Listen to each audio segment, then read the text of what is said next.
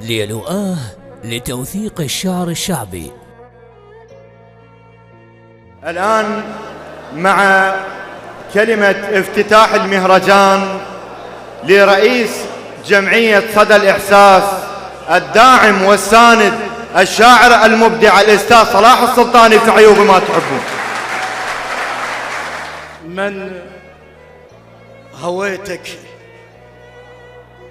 القلب يابس وخضر، من هويتك ونفس بالروح أحسك، من هويتك عراقانة وهويتي، من هويتك وأنا بغيرك أظل بلا هوية. بسم الله الرحمن الرحيم. الحضور الأكارم كل ومقامه المشرف، سلام من الله عليكم ورحمته وبركاته.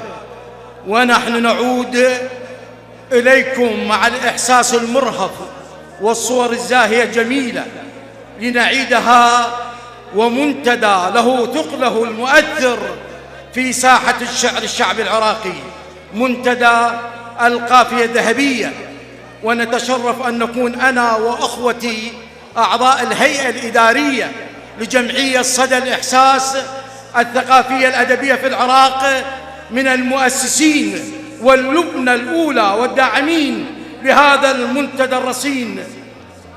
الشعراء الأجلاء، الحضور المشرف من كل محافظاتنا الحبيبة، من البصرة الفيحاء ذي قار العزة والأباء، المثنى مدينة الحب والوفاء، ميسان مدينة الكنوز والدهاء، الكوت حاضنة الأصلاء، الديوانية المعطاء، بغداد الشموخ والكبرياء، الموصل الحدباء، إديال القيم الشيماء، كركوك الوحدة والأخاء، الأنبار الثبات والحياة، النجف وكربلاء، مدينة علي أمير الأمراء، والحسين سيد الشهلاء. أهلا وسهلا ومرحبا وأنتم في مدينة أبو يعلى حفيد سيدي ومولاي الإمام العباس عليه أفضل الصلاة والسلام، وفي مدينة العلم والعلماء بابل الفيحاء،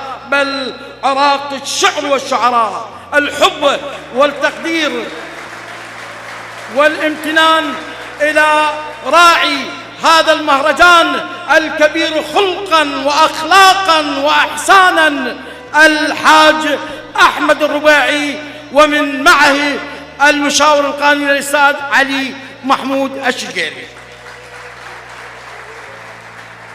وأخيرا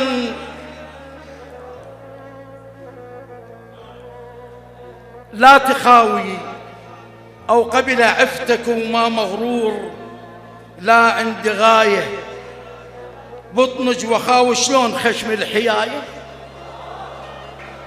لا تخاوي لو ردت خوة ذليل، ولا تعاشر لو ردت شذابة، دوك بالنشم الوفي الحر الأصيل، الورد يذبل لشنديش طيابه.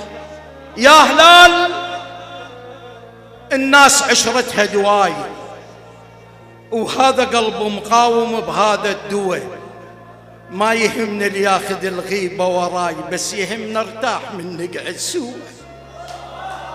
لو ادور ديج واجمعها على هاي، جا خويته وقلبي بالزايد خوه.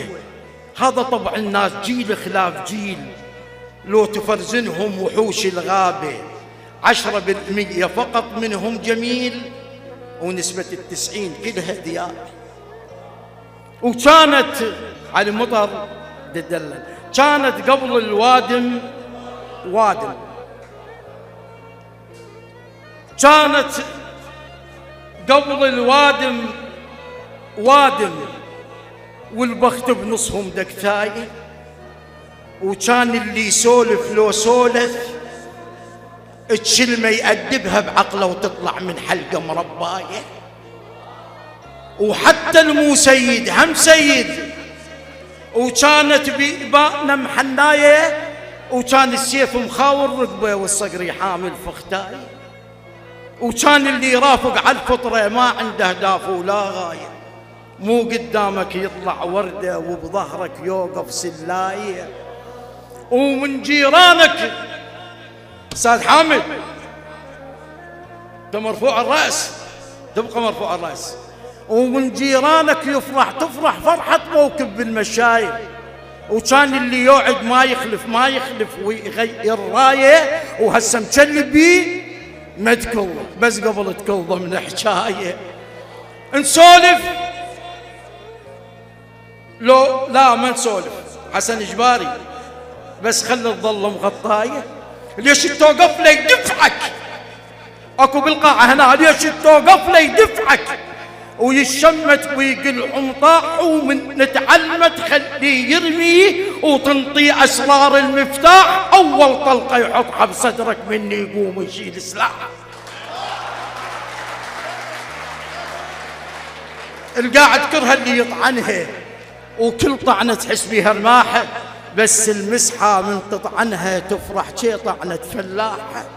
وكل ما اريد اختم ما ذكرك يا وطن اشعر ما مرتاح، اشتم عطرين من اشتمك ريحة بارود وقداح، وسألوني الوطن ايش يعني لك؟ قلت لهم اغلى من روحي وماكو اغلى من الارواح، قالوا تقدر يعني تلوحه، قلت لهم لا ما يلاح.